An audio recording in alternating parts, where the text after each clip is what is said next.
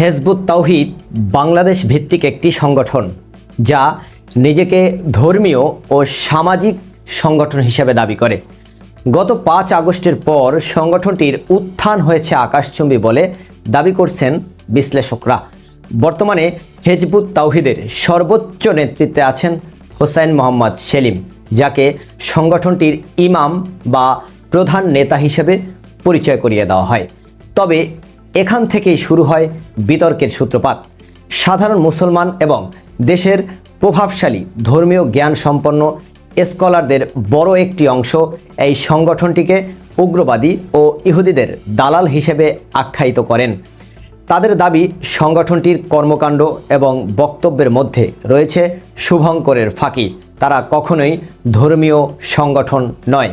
চলুন জেনে আসা যাক কে কখন সংগঠনটিকে প্রতিষ্ঠা করেন এবং এর মূল নীতি, বাংলাদেশের প্রেক্ষাপটে হেজবুত তাওহীদের বর্তমান পরিস্থিতি।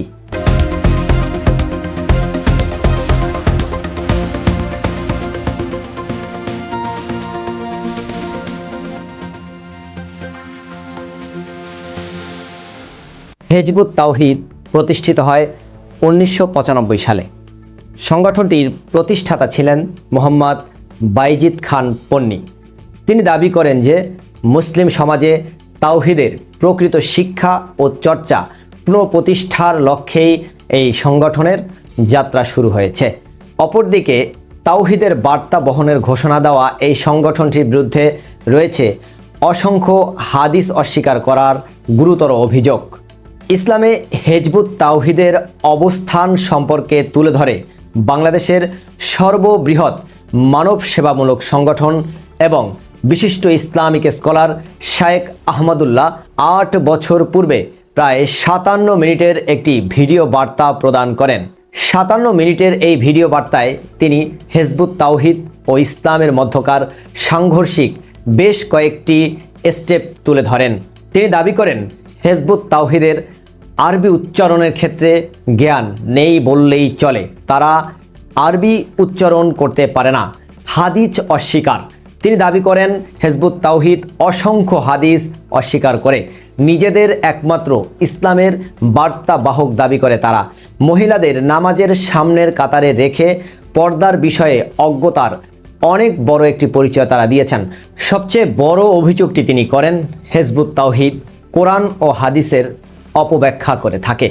তিনি আরও বলেন, হেজবুত তাওহীদের অন্যতম বড় অপরাধ হলো বিশ্বজুড়ে সকল ইসলামিক স্কলার ও আলেমদেরকে অকথ্য ভাষায় গালিগালাজ দেওয়া এবং তারা বিশ্বের কোনো স্কলারকেই মুসলিম মনে করেন না। ভিডিও বার্তার এক পর্যায়ে তিনি হেজবুত তাওহীদের বর্তমান ইমাম হোসাইন মোহাম্মদ সেলিমকে ফাসেক বলে ঘোষণা দেন। হেজবুত তাওহীদকে চরমনাইয়ের মুফতি সৈয়দ মোহাম্মদ ফয়জুল করিম বর্তমান সময়ের সবচেয়ে বড় ফিতনাবাজ বলে দাবি করেন। এছাড়াও দেশের প্রথম সারির প্রায় সকল আলেমই হেজবুত তাওহীদের বিরুদ্ধে অবস্থান নিয়েছেন। তাদের মতে সংগঠনটি পর্দা, নামাজ সহ বিভিন্ন ইসলামিক আইনকে নিয়ে অপব্যাখ্যা করে। আবার কেউ কেউ তাদের পশ্চিমাদের গোপন ট্রাম্প কার্ড হিসেবেও দাবি করেন।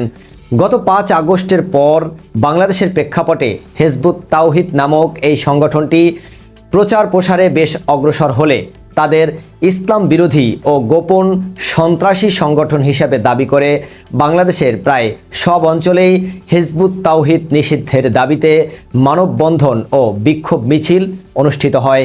শরাফত হাওলাদার, 10 দিক।